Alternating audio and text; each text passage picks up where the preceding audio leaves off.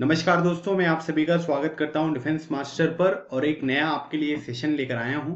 और ये जो सेशन होगा ये आपके एसएसबी इंटरव्यू के लिए बहुत ज़्यादा इंपॉर्टेंट है। और जो लोग यहाँ पर इस पर्टिकुलर फिनोमिना से अवेयर होना चाहते हैं उनके लिए भी ये सेशन यहाँ पर इंपॉर्टेंट होने वाला है, क्योंकि आज मैं थोड़ा सा एक फिजिक्स का टॉपिक है जो आपके साथ डिस्कस करूंगा। और ये क्वेश्चन जो है ये आपके एसएसबी इंटरव्यू में इंटरव्यूइंग ऑफिसर के द्वारा पूछा जाता है। ठीक है, तो वो मैं आपको बताऊंगा कि क्वेश्चन क्या है। जैसा कि आप देख पा रहे हैं कि इंटरव्यूइंग ऑफिसर पूछ रहे हैं कैंडिडेट से कि what is the physics behind swinging of a cricket ball. ठीक है, तो कैंडिडेट जो है वो ज्यादातर टाइम पर ये बोल देते हैं कि सर हमें इसका आइडिया यहाँ पर नहीं है।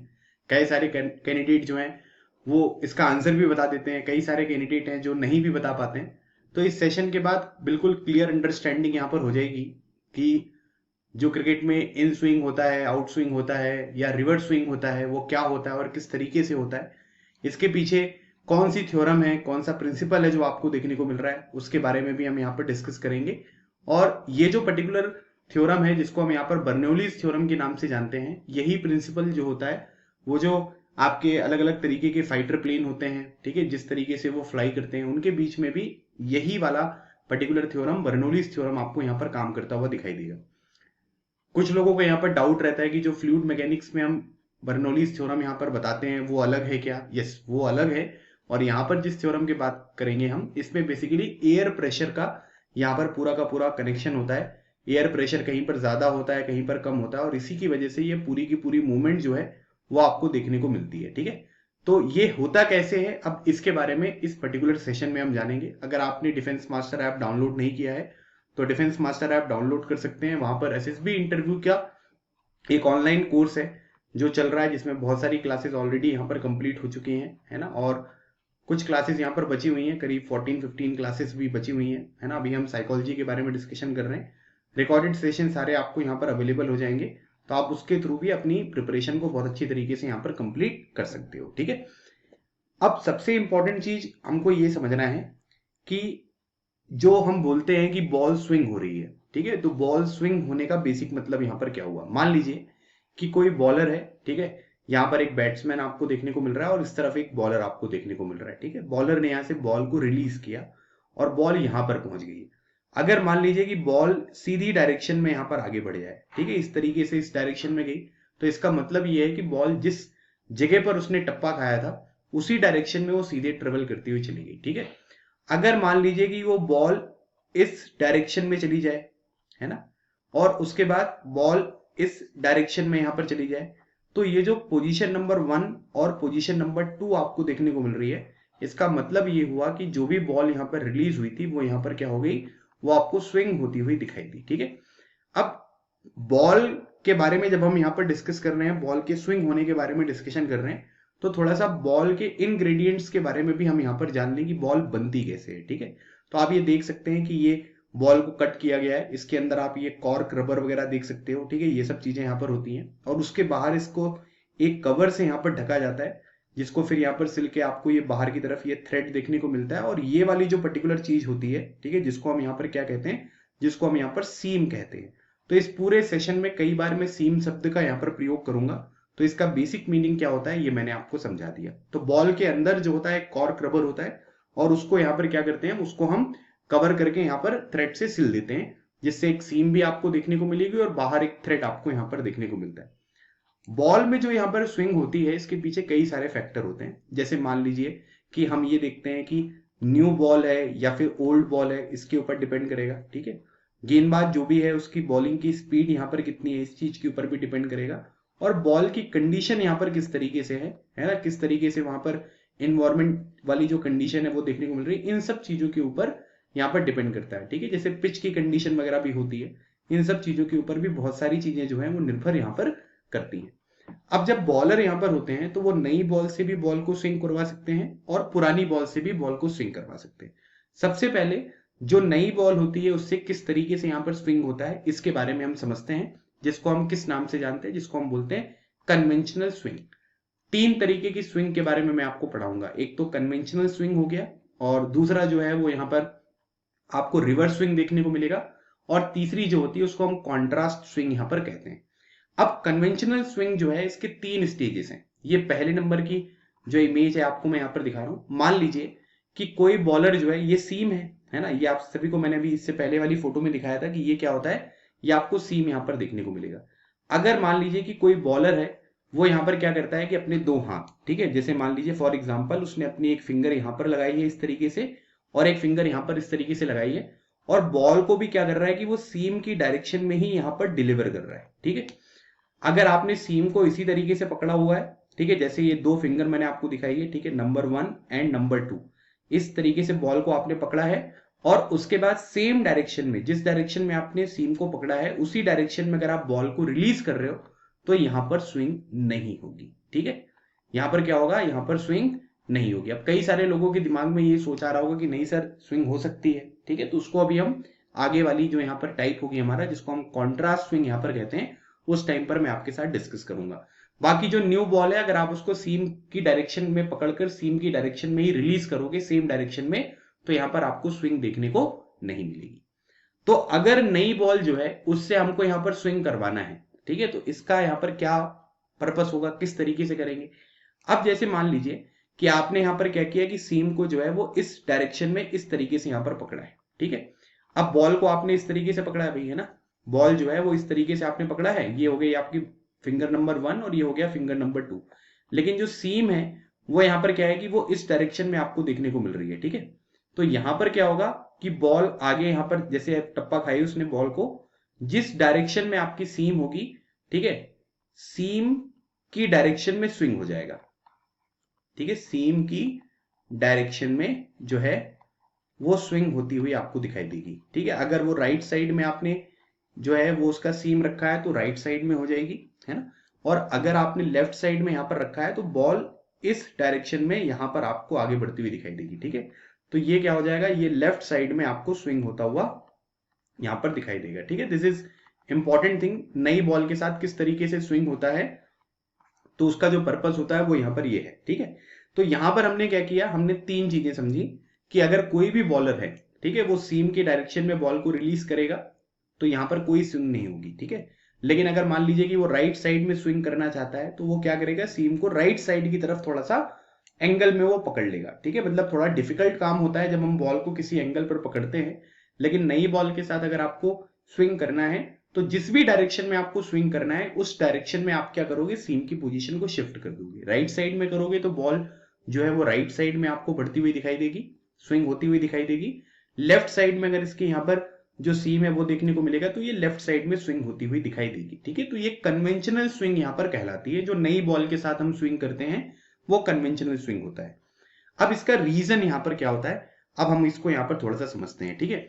देखिए क्या है कि जब हम इस तरीके से मान लीजिए कि फॉर एग्जाम्पल हमने यहां पर क्या किया कि ये जो सीम आपको देखने को मिल रहा है इसको राइट साइड में हमने इस तरीके से यहां पर जमा दिया, ठीक है। अब यहां पर क्या है कि यहां पर अगर आप देखोगे तो यहां पर क्या है कि ये स्मूथ साइड है ना, और यहां पर क्या है, यहां पर आपको थोड़ा सा रफ साइड देखने को मिल रहा है। और रफ साइड की वजह क्या है, रफ साइड की जो वजह है वो है सीम, है ना।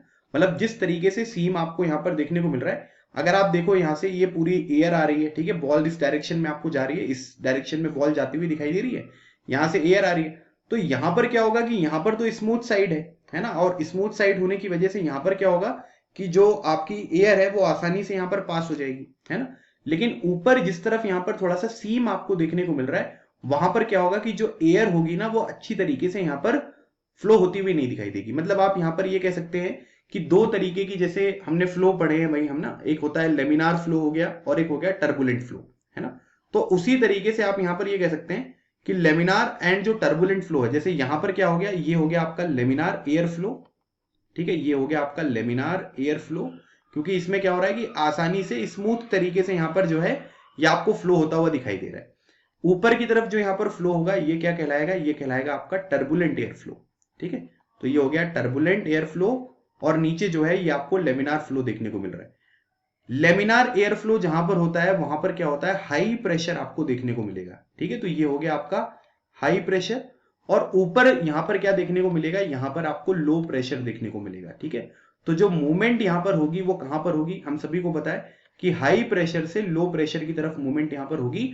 तो बॉल जो है वो ऊपर की तरफ, मतलब जिस डायरेक्शन में आपने यहां पर क्या किया हुआ है, सीम किया हुआ है, उस डायरेक्शन में स्विंग होती हुई यहां पर दिखाई देती है।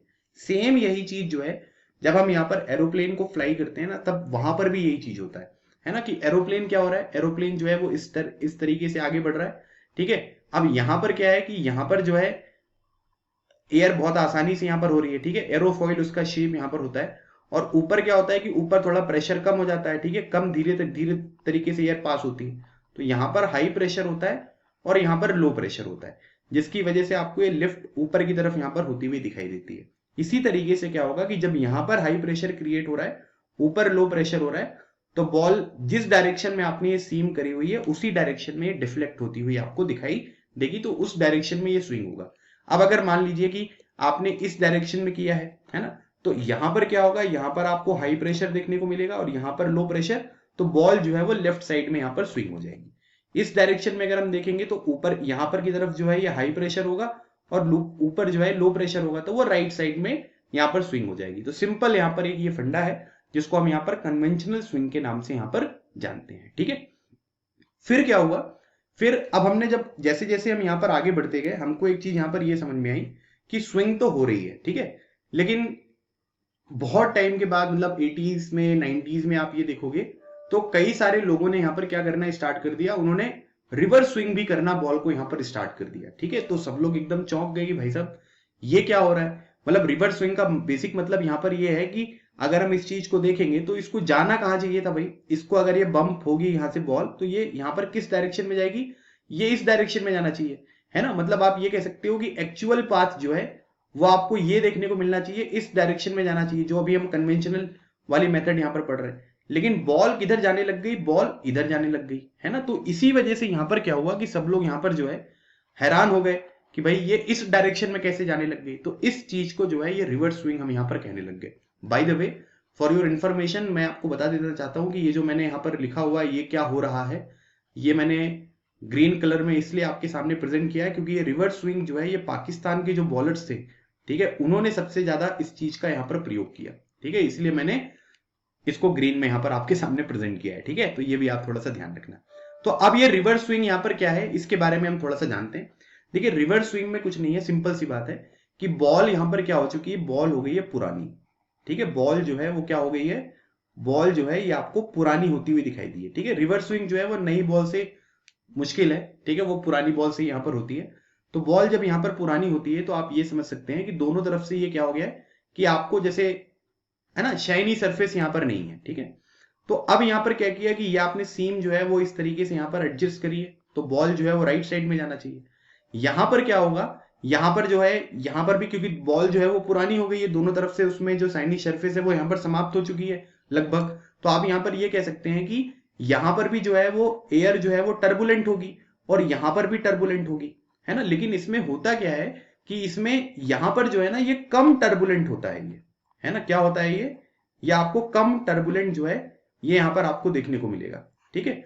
और यहां पर क्या है, यहां पर जो है ये ज्यादा टर्बुलेंट, मतलब कहते नहीं है कि खराब है, एक कम खराब होता है, एक ज्यादा खराब यहां पर होता है।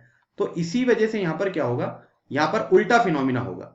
यहां पर क्या हो जाएगा, यहां पर ये हाई प्रेशर हो जाएगा और यहां पर लो प्रेशर हो जाएगा, है ना, क्योंकि बॉल भी पुरानी हो गई है।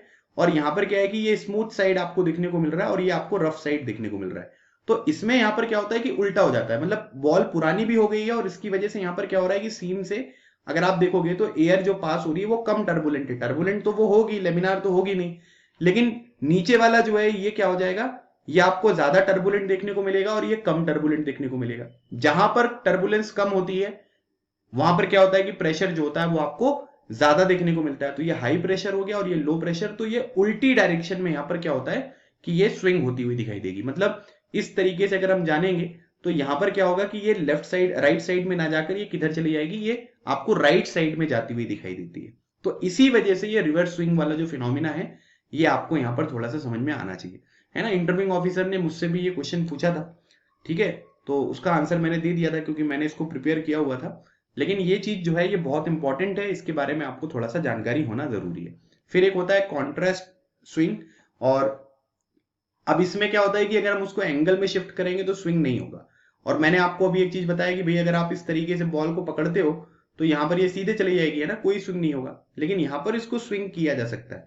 जैसे आप लोगों ने एक चीज यहां पर ये देखी होगी कि कई सारे जो फील्डर वगैरह होते हैं, बॉलर वगैरह होते हैं, वो इस तरीके से बॉल को क्या करते रहते हैं, रबिंग करते रहते हैं। ठीक है, तो रबिंग करने से क्या फायदा होता है कि ये रही आपकी सीम, है ना, एक तरफ जो है उसको स्मूथ बनाए रखते हैं। ठीक है, जो रबिंग आपने यहाँ पर करी है वो इस डायरेक्शन में करी हुई है, ताकि एक साइड जो है वो स्मूथ यहाँ पर बनी रहे और दूसरी साइड जो है वो यहाँ पर रफ रहे।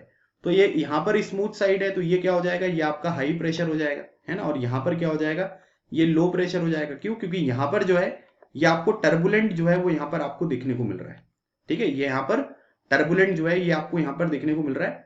तो इसी वजह से आप यहाँ पर क्या कर सकते हो कि इसको थोड़ा सा इस तरीके से समझ सकते हो। ठीक है, तो इसीलिए क्या होता है कि जो हमारे नए नए बॉलर्स होते हैं वो सीम को सही सीधे डायरेक्शन में पकड़ कर भी बॉल को यहाँ पर क्या करते हैं, स्विंग करवाते हैं। और यही रीजन होता है कि इस तरीके से बॉल को जो है वो बार बार रब किया जाता है। ठीक है, फिर आपने बॉल टेम्परिंग के बारे में सुना होगा, है ना, कई लोग क्या करते हैं कि गलत मीन्स का प्रयोग करके बॉल को जो है वो क्या करने की कोशिश करते हैं कि एक तरफ वो स्मूथ बनी रहे, दूसरी तरफ यहाँ पर क्या हो कि दूसरी तरफ जो है वो यहाँ पर पूरी तरीके से आपके सामने खुरदुरा बन जाए वो, ताकि इसमें स्विंग करवाया जा सके। ठीक है, तो ये होता है पूरा अलग अलग तरीके की स्विंग्स, क्योंकि इस तरीके की जो कॉन्ट्रास्ट स्विंग है इस पे इसलिए ज्यादा बल दिया जाता है क्योंकि इसमें बॉल को ना सीधे पकड़कर भी स्विंग करवा सकते हो, थोड़ा एंगल वगैरह पकड़ने में डिफिकल्टी यहाँ पर होती है।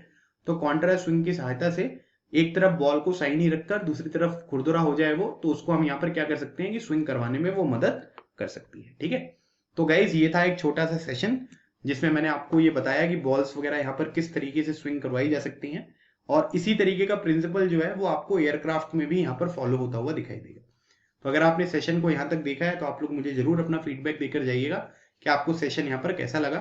और मिलते हैं हमारे नेक्स्ट सेशन में, तब तक keep smiling and keep preparing, लगे रहो, एग्जाम क्लियर करो। थैंक यू सो मच, जय हिंद।